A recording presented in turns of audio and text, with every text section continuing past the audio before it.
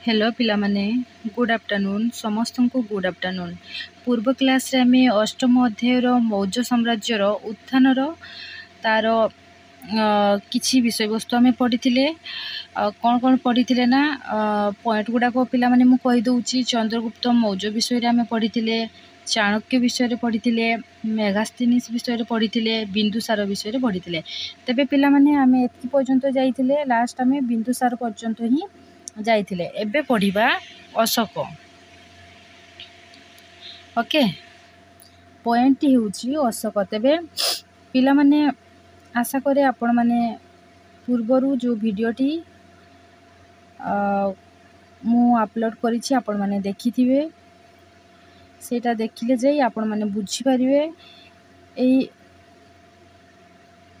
हो ठीक अछि, चलो पिला माने तेबे डेरी न करिकि आमे क्लास टी को आरंभ करिबा। पॉइंट हेउची अशोक। ख्रीष्टपूर्व 273 मसीह रे बिंदुसारंक परे अशोक मौर्य साम्राज्यर शासक होइतिले।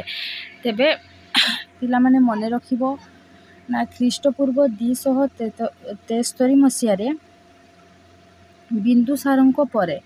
तेबे अशोक बिंदुसारंक परे। बिंदुसार किए पिला माने?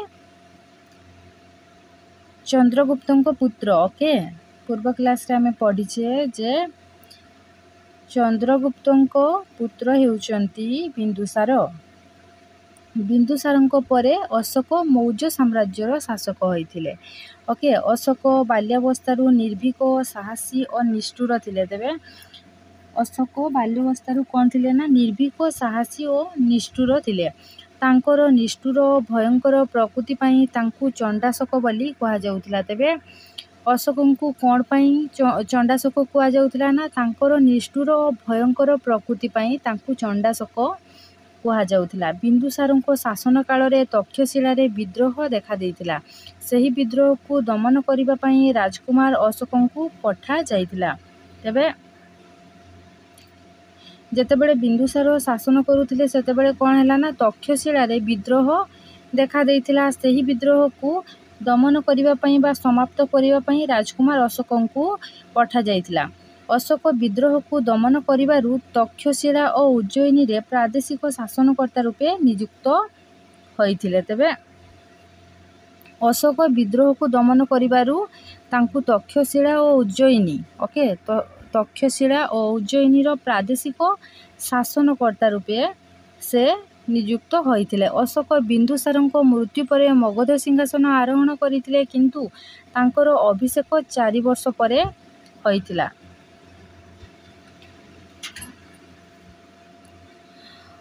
अशोक बिंदुसारंक मृत्यु परे मगध सिंहासन आरोहण करिथिले।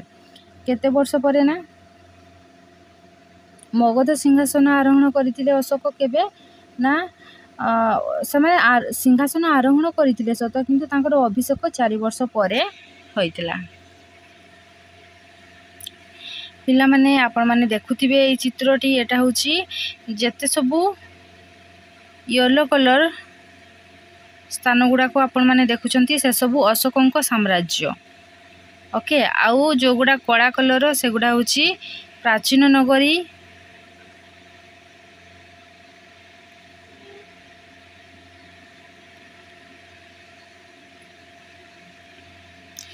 नेक्स्ट पॉइंट होची कलिंग युद्ध। तबे कलिंग युद्ध किपरि हैला, कोन पई हैला, चलो पिला माने पढ़िबा। सुवर्णरेखा नदी ठारू गोदावरी नदी पर्यंत सुविस्तृत पूर्व सागर कूलवर्ती अंचल कलिंग राष्ट्र अंतर्भुक्त थिला। तबे कलिंग राष्ट्र केउठारे अवस्थित थिला ना सुवर्णरेखा नदी ठारू गोदावरी नदी पर्यंत सुविस्तृत पूर्व सागर कूलवर्ती अंचल कलिंग राष्ट्र अंतर्भुक्त थिला। यह प्राचीन भारतर एक शक्तिशाली स्वाधीन राष्ट्र थिला। तेबे प्राचीन भारतर यह एक शक्तिशाली स्वाधीन राष्ट्र थिला। अशोक निज साम्राज्यर निकट रे थिबा एक स्वाधीन और शक्तिशाली राष्ट्रर स्थिति को सह्य करि पारि नथिले। तेबे अशोक निज साम्राज्यर निकट रे थिबा माने पाखरे थिबा एक स्वाधीन और शक्तिशाली राष्ट्रर स्थिति को से सही पारि नथिले। एही कलिंग राष्ट्र वर्तमान ओडिशा राज्य। आमे पूर्वरु जहाकू कलिंग राष्ट्र बोली कहूताऊ ताहा वर्तमान कौन ना ओडिशा, आम राज्य ओडिशा। ओके, ଥିଲା ବିପୁଳ ଐଶ୍ୱର୍ଯ୍ୟର ଅଧିକାରୀ ଓ ବାଣିଜ୍ୟ କାରବାର ପୀଠସ୍ଥଳୀ। ମଗଧ ସାମ୍ରାଜ୍ୟର ଅର୍ଥନୈତିକ ସ୍ଥିତିକୁ ସୁଦୃଢ଼ କରିବା ପାଇଁ ଅଶୋକ କଳିଙ୍ଗ ଆକ୍ରମଣ କରିଥିଲେ। ତେବେ ପିଲାମାନେ ମନେ ରଖିବ ନା ଅଶୋକ କଳିଙ୍ଗ ଆକ୍ରମଣ କ'ଣ ପାଇଁ କରିଥିଲେ? ନା ମଗଧ ସାମ୍ରାଜ୍ୟର ଅର୍ଥନୈତିକ ସ୍ଥିତିକୁ ସୁଦୃଢ଼ କରିବା ପାଇଁ ଅଶୋକ କ'ଣ କଲେ ନା କଳିଙ୍ଗ ଆକ୍ରମଣ କରିଥିଲେ। ଖ୍ରୀଷ୍ଟପୂର୍ବ 261 ମସିହାରେ ଅଶୋକ କଳିଙ୍ଗ ଆକ୍ରମଣ କଲେ। ତେବେ ପିଲାମାନେ ଏଇଟା ଭେରି ଇମ୍ପୋର୍ଟାଣ୍ଟ, ଆପଣମାନେ ନିହାତି ମନେ ରଖିବେ ଯେ କଳିଙ୍ଗ ଯୁଦ୍ଧ କେବେ ହେଇଥିଲା? ନା 261 ମସିହାରେ। ଓକେ, 261 ମସିହାରେ ଅଶୋକ କଳିଙ୍ଗ ଆକ୍ରମଣ କଲେ କିମ୍ବା କଳିଙ୍ଗ ଯୁଦ୍ଧ ହେଇଥିଲା। ଅନେକ ବିଶ୍ୱାସ କରନ୍ତି ଯେ ଶକ୍ତିଶାଳୀ କଳିଙ୍ଗ ବାହିନୀ ଭୁବନେଶ୍ୱର ଦୟାନଦୀ କୂଳରେ ଥିବା ଧଉଳି ପାହାଡ଼ ନିକଟରେ ଅଶୋକଙ୍କ ସେନାବାହିନୀକୁ ପ୍ରତିରୋଧ କରିଥିଲେ। ତେବେ ଅନେକ କ'ଣ ବିଶ୍ୱାସ କରନ୍ତି ନା ଶକ୍ତିଶାଳୀ କଳିଙ୍ଗ ବାହିନୀ। ଓକେ, ଆମ ଓଡ଼ିଶାର ଅଧିବାସୀ ଭୁବନେଶ୍ୱର ଦୟାନଦୀ କୂଳରେ ଥିବା ଧଉଳି ପାହାଡ଼ ନିକଟରେ ଅଶୋକଙ୍କ ସେନାବାହିନୀକୁ ପ୍ରତିରୋଧ କରିଥିଲେ। କଳିଙ୍ଗ ସେନାର ପ୍ରବଳ ପରାକ୍ରମ ଅଶୋକଙ୍କ ସେନା ସମ୍ମୁଖରେ ପରାଜୟ ବରଣ କରିଥିଲେ। ତେବେ ଆମର ଓଡ଼ିଶାର ସେନାମାନେ କ'ଣ ଥିଲେ? ପ୍ରବଳ ପରାକ୍ରମ ଅଶୋକଙ୍କ ସେନା ସମ୍ମୁଖରେ ସେମାନେ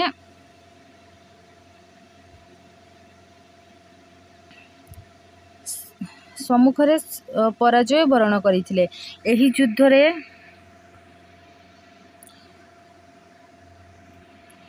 ଏହି ଯୁଦ୍ଧରେ 1 ଲକ୍ଷ ଲୋକ ନିହତ ହୋଇଥିଲେ। ତେବେ ପିଲାମାନେ ମନେ ରଖିବ ଯେ ଏହି ଯୁଦ୍ଧରେ ଅର୍ଥାତ୍ କଳିଙ୍ଗ ଯୁଦ୍ଧରେ କେତେ ଲୋକ ଆହତ ହୋଇଥିଲେ? ନା 1 ଲକ୍ଷ ଲୋକ ନିହତ ହୋଇଥିଲେ। 1.5 ଲକ୍ଷ ଲୋକଙ୍କୁ ବନ୍ଦୀ କରାଯାଇଥିଲା। ତେବେ 1.5 ଲକ୍ଷ ଲୋକଙ୍କୁ ବନ୍ଦୀ କରାଯାଇଥିଲା। ଯୁଦ୍ଧଜନିତ ମୃତ୍ୟୁ, ରକ୍ତପାତ, କ୍ଷୟକ୍ଷତି ଓ ଆହତ ସୈନ୍ୟମାନଙ୍କର ଆର୍ତ୍ତନାଦ ଅଶୋକଙ୍କ ହୃଦୟକୁ ବ୍ୟଥିତ କରିଥିଲା। ତାଙ୍କର ହୃଦୟ ପରିବର୍ତ୍ତନ ହୋଇଥିଲା। ସେଠାରେ ସେ ଅସ୍ତ୍ର ତ୍ୟାଗ କରି ଜୀବନର ଆଉ ଯୁଦ୍ଧ କରିବେ ନାହିଁ ବୋଲି ସ୍ଥିର କଲେ। ସେ ଯେତେବେଳେ ଦେଖିଲେ ଯୁଦ୍ଧ ପାଇଁ ଅନେକ ଲୋକ ମୃତ୍ୟୁବରଣ କରିଛନ୍ତି, ରକ୍ତପାତ ଇତ୍ୟାଦି କ୍ଷୟକ୍ଷତି ହେଇଛି, ସେତେବେଳେ ଏସବୁ ଦୃଶ୍ୟ ଦେଖିକି ରାଜା ଅଶୋକଙ୍କ ହୃଦୟ ବ୍ୟଥିତ ହୋଇଥିଲା। ତାଙ୍କୁ କଷ୍ଟ ଲାଗିଥିଲା, ଯନ୍ତ୍ରଣା ଲାଗିଥିଲା।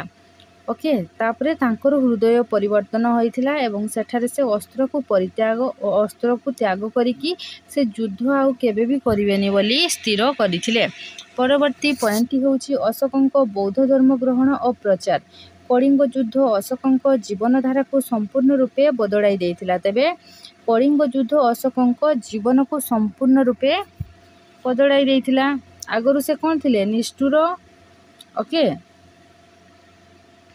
କଳିଙ୍ଗ ଯୁଦ୍ଧ ଯୋଗୁଁ ହୋଇଥିବା ରକ୍ତପାତ ହିଁ ଅଶୋକଙ୍କୁ ଚଣ୍ଡାଶୋକରୁ ଧର୍ମାଶୋକରେ ପରିଣତ କରାଇଥିଲା। ତେବେ କଳିଙ୍ଗ ଯୁଦ୍ଧ ଅଶୋକଙ୍କ ଜୀବନକୁ ସମ୍ପୂର୍ଣ୍ଣ ରୂପେ କ'ଣ ପରିବର୍ତ୍ତନ କରିଦେଇଥିଲା? କଳିଙ୍ଗ ଯୁଦ୍ଧ ଯୋଗୁଁ ହୋଇଥିବା ରକ୍ତପାତ ହିଁ ଅଶୋକଙ୍କୁ ଚଣ୍ଡାଶୋକରୁ ଧର୍ମାଶୋକ ଚଣ୍ଡାଶୋକରୁ ଧର୍ମାଶୋକରେ ପରିଣତ କରାଇ ଦେଇଥିଲା। ଏହି ଯୁଦ୍ଧ ପରେ ଅଶୋକ ବୌଦ୍ଧ ଧର୍ମ ଗ୍ରହଣ କରିଥିଲେ। ତେବେ ପିଲାମାନେ ମନେ ରଖିବ ଅଶୋକ କଳିଙ୍ଗ ଯୁଦ୍ଧ ପରେ କେଉଁ ଧର୍ମ ଗ୍ରହଣ କରିଥିଲେ? ବୌଦ୍ଧ ଧର୍ମ ଗ୍ରହଣ କରିଥିଲେ ଏବଂ ତାହାର ଉନ୍ନତି ଓ ପ୍ରସାର ପାଇଁ ନିଜକୁ ନିୟୋଜିତ କରିଥିଲେ। ଓକେ, ବୌଦ୍ଧ ଧର୍ମ କିପରି ଭାବରେ ଉନ୍ନତି ଲାଭ କରିବ ଏବଂ ସୁଦୂର ପ୍ରସାରୀ ହେବ ସେ ପ୍ରତି ସେ ନିଜକୁ ନିୟୋଜିତ କରିଥିଲେ ବା ସାମିଲ କରିଥିଲେ। ବୌଦ୍ଧ ଧର୍ମର ଅହିଂସା ନୀତି ପ୍ରତି ଆକୃଷ୍ଟ ହୋଇ ତାହାର ପ୍ରଚାର ପାଇଁ ସେ ଉଦ୍ୟମ କରିଥିଲେ। ତେବେ ବୌଦ୍ଧ ଧର୍ମର ଅହିଂସା ନୀତି ପ୍ରତି ସେ ଆକୃଷ୍ଟ ହୋଇଥିଲେ। ଓକେ, ଏବଂ ତାର ପ୍ରଚାର କରିଥିଲେ। ଅଶୋକ ଧର୍ମ ପ୍ରଚାର ପାଇଁ ଲୁମ୍ବିନୀ, ସାରନାଥ, କୁଶୀନଗର ଇତ୍ୟାଦି ସ୍ଥାନକୁ ନିଜେ ଯାତ୍ରା କରିଥିଲେ। ତେବେ ପିଲାମାନେ ଏସବୁ ସ୍ଥାନକୁ ସେ ନିଜେ ଯାଇଥିଲେ। ତାଙ୍କର ଏହି ଯାତ୍ରାକୁ ଧର୍ମଯାତ୍ରା କୁହାଯାଏ। ତେବେ ପିଲାମାନେ ମନେ ରଖିବ ଧର୍ମଯାତ୍ରା କାହାକୁ କୁହାଯାଏ? ନା ଅଶୋକଙ୍କ ଧର୍ମଯାତ୍ରା କହିଲେ କ'ଣ ବୁଝ? ନା ଅଶୋକ ଧର୍ମ ପ୍ରଚାର ପାଇଁ ଲୁମ୍ବିନୀ, ସାରନାଥ, କୁଶୀନଗର ଇତ୍ୟାଦି ସ୍ଥାନକୁ ନିଜେ ଯାତ୍ରା କରିଥିଲେ।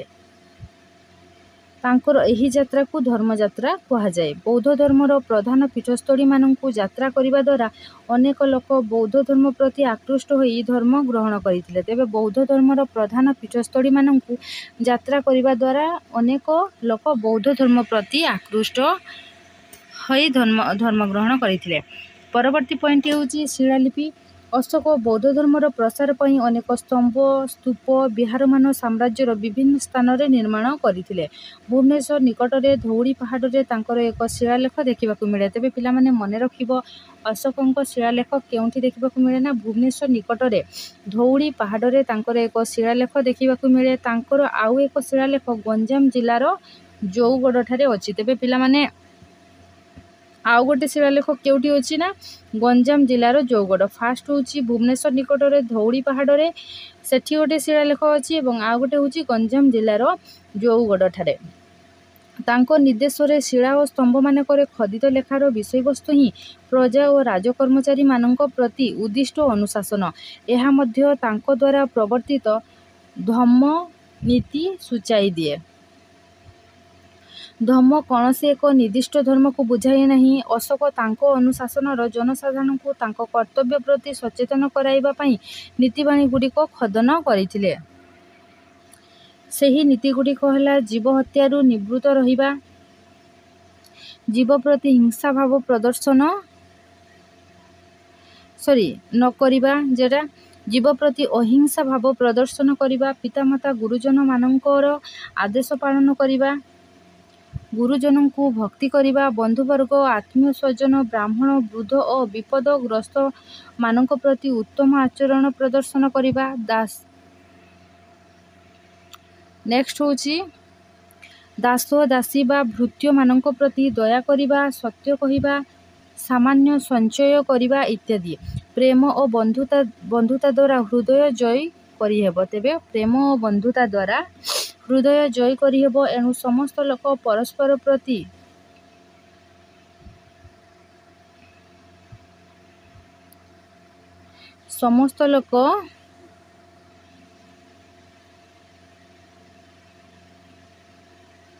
ଏଠି ପିଲାମାନେ ମୁଁ ଛାଡ଼ିଦେଲି। ସମସ୍ତ ଲୋକ ପରସ୍ପର ପ୍ରତି ଭ୍ରାତୃଭାବ ପ୍ରଦର୍ଶନ କରିବା ଆବଶ୍ୟକ, ଯେଉଁଟା ଭାଇ ଭାଇ। ଓକେ, ନେକ୍ସଟ ପଏଣ୍ଟ ହେଉଛି ଧର୍ମ ମହାମାତ୍ର। ଅଶୋକ ଧର୍ମ ମହାମାତ୍ର ନାମକ କର୍ମଚାରୀମାନଙ୍କୁ ନିଯୁକ୍ତ ଦେଉଥିଲେ। ତେବେ ଅଶୋକ କ'ଣ କରିଥିଲେ ନା ଧର୍ମ ମହାମାତ୍ର ନାମକ କର୍ମଚାରୀମାନଙ୍କୁ ସେ ନିଯୁକ୍ତ ଦେଉଥିଲେ। ଏହି ଧର୍ମ ମହାମାତ୍ରମାନେ ସମଗ୍ର ଦେଶରେ ଭ୍ରମଣ କରି ଲୋକମାନଙ୍କୁ ତାଙ୍କ ଦ୍ୱାରା ପ୍ରବର୍ତ୍ତିତ ଧମ୍ମ ନୀତି ଶୁଣାଉଥିଲେ ଏବଂ ବୌଦ୍ଧ ଧର୍ମ ପ୍ରତି ଆକୃଷ୍ଟ କରିବା ପାଇଁ ଧମ୍ମ ନୀତିକୁ ବୁଝାଉଥିଲେ। ଏହାଛଡ଼ା ଅଶୋକ ରାଜୁକ, ପ୍ରାଦେଶିକ ଓ ଯୁକ୍ତ ନାମକ କର୍ମଚାରୀମାନଙ୍କୁ ନିଯୁକ୍ତ କରାଉଥିଲେ। ଏହାଛଡ଼ା ସେମାନେ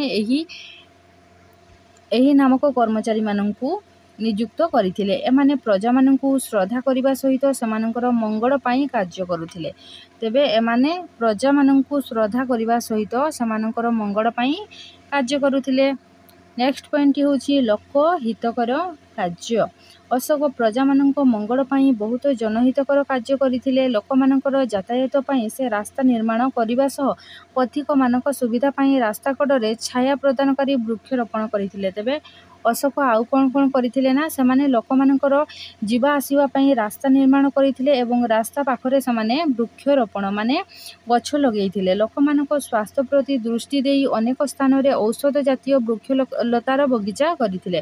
ଲୋକମାନଙ୍କ ସ୍ୱାସ୍ଥ୍ୟ ପ୍ରତି ଦୃଷ୍ଟି ଦେଇ ସେ କ'ଣ କଲେ ନା ଅନେକ ସ୍ଥାନରେ ଔଷଧ ଜାତୀୟ ବୃକ୍ଷଲତାର ବଗିଚା ସେ କରିଥିଲେ। ଲୋକମାନଙ୍କୁ ପାନୀୟ ଜଳ ଯୋଗାଇ ଦେବା ପାଇଁ ଅନେକ କୂପ ଖୋଳାଇଥିଲେ। ତେବେ ଲୋକମାନଙ୍କୁ ଆଉ କ'ଣ କରିଥିଲେ ନା ଲୋକମାନଙ୍କୁ ପାନୀୟ ଜଳ ଯୋଗାଇ ଦେବା ପାଇଁ ଅନେକ କୂଅ ସେ ଖୋଳିଥିଲେ ଏବଂ ପଥିକମାନଙ୍କ ବିଶ୍ରାମ ପାଇଁ ପାନ୍ଥଶାଳାମାନ ନିର୍ମାଣ କରିଥିଲେ। ଆଉ କ'ଣ କରିଥିଲେ ନା ପଥିକମାନଙ୍କ ବିଶ୍ରାମ ପାଇଁ ପାନ୍ଥଶାଳା ସେ ନିର୍ମାଣ କରିଥିଲେ। ମନୁଷ୍ୟ ଓ ପଶୁମାନଙ୍କ ଚିକିତ୍ସା ପାଇଁ ଚିକିତ୍ସାଳୟ ସ୍ଥାପନ କରିଥିଲେ। ତେବେ ମନୁଷ୍ୟ ଓ ପଶୁମାନଙ୍କ ଚିକିତ୍ସା ପାଇଁ ସେ ଚିକିତ୍ସାଳୟ ସ୍ଥାପନ କରିଥିଲେ। ଏହିସବୁ କାର୍ଯ୍ୟ ତେବେ अशोक करथिले। परवर्ती पॉइंट होची भारत बाहर देश सह संपर्क। मौर्य शासक माने भारत बाहर थिबा देश मानक सहित संपर्क रखिथिले। अशोकଙ୍କ प्रचेष्टारे पश्चिम एशिया रे लोकमानक मध्यरे भ्रातृत्व, अहिंसा और शांति प्रभृति मानविक नीति मानकर मूलभित्ति स्थापन करा होइथिला। तांको प्रचेष्टारे आउ कोन हेतिला ना पश्चिम एशिया रे लोकमानक मध्यरे भ्रातृत्व, अहिंसा और शांति प्रभृति मानविक नीति मानकर मूलभित्ति स्थापन करा होइथिला। से निज पुत्र और कन्या को सिंहल देश को पठाई सेठारे बौद्ध धर्मर प्रचार प्रसार करने सहित भ्रातृत्व भाव सृष्टि कराइथिले। तेबे पिला माने मने रखिबो से निज पुत्र और कन्या को केटिकी पठाइथिले ना सिंहल देश को पठाई सेठारे बौद्ध धर्मर प्रचार प्रसार करबा पई तांको सेठिकी पठाइथिले। सेहीपरि ब्रह्मदेश को शण और उभर नामक 2 जन बौद्ध भिक्षु को पठाइथिले। सेहीपरि ब्रह्मदेश को कहा को पठाइथिला ना शण और उभर नामक 2 जन बौद्ध भिक्षु को पठाइथिले। ओके, परवर्ती पॉइंट होची अशोक स्तंभ। अशोक कला और स्थापत्यर पृष्ठपोषक थिले। तेबे कला और स्थापत्यर से पृष्ठपोषक थिले। से अनेक प्रसार स्तूप, स्तंभ, बौद्ध विहार मान निर्माण कराइथिले। सेगुड़िक मध्यरु सारनाथर स्तंभ प्रधान अटे। तेबे सारनाथर सबु से कौन कौन निर्माण कराइथिले ना प्रसाद, स्तूप, स्तंभ, बौद्ध विहार मान निर्माण इत्यादि कराइथिले। आउ कौन कौन ना सेगुड़िक मध्यरु एही सबु मानक मध्यरे सारनाथ स्तंभ प्रधान अटे। एही स्तंभर शीर्ष देश रे 4 गोटी सिंह अछि। तेबे एही स्तंभर शीर्ष देश रे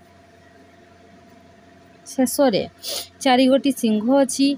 एही सिंह 4 दिग को मुह करी रहिचंती। भारत सरकार अशोक स्तंभर एही सिंह को जातीय संकेत रूपे ग्रहण करिसंती। तेबे हमर भारत सरकार एही अशोक स्तंभ को कोन करचंती ना एही सिंह को जातीय संकेत रूपे ग्रहण करिसंती। एही चिन्ह मध्यरे थिबा चक्र को जातीय पताका रे स्थान दिया जाई अछि। तेबे एही चिन्ह मध्यरे थिबा चक्र को ना जातीय पताका रे स्थान दिया जाइछि। एही अशोक स्तंभ सिंह चिन्हटी भारतीय मुद्रा मानकरे स्थान पाइछि। आउ कोन कोन ना एही अशोक स्तंभ सिंह चिन्हटी भारतीय मुद्रा रे मध्य स्थान पाइछि।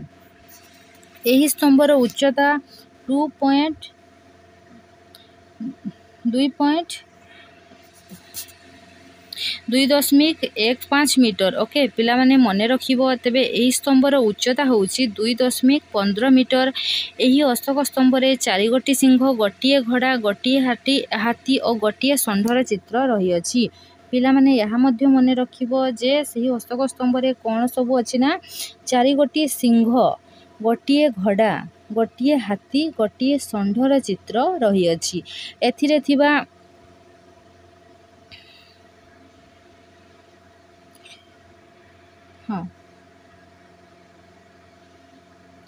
एथिरे थिबा धर्मचक्रटी सत्यर प्रतीक। तेबे एथिरे जो धर्मचक्रटी अछि ए धर्मचक्रटी अछि एहा होछि सत्यर प्रतीक अटे। सत्यर प्रतीक अटे। एथिरे 24टी और रहिछि। और अर्थात गारो ए जो जिंस गुडा को रहिछि एंतिका। ओके, ए भलिया 24टा अछि। 24टा अछि टोटल। ओके, तेबे पिला माने एठी हमरो अष्टम अध्यायर विषय वस्तुटी संपूर्ण भाव में सरी जाइछि। परवर्ती क्लास रे आमे एहार अभ्यासर समस्त प्रश्न उत्तर को डिस्कशन करिबा। आशा करी आपण मानकु ए वीडियोटी भलो लागिथिबो। जदि वीडियोटी आपण मानकु भलो लागिथिबो तेबे वीडियोटी को लाइक, शेयर, कमेंट एवं ए चैनल टी को सब्सक्राइब करिबा पई जमा भूलिबेनी। तेबे पिला माने परवर्ती क्लास रे आमे अभ्यासर समस्त प्रश्न उत्तर को डिस्कशन करिबा। तेबे पिला माने रहुची। Thank you. जय जगन्नाथ। परवर्ती क्लास रे देखा हबो। ओके।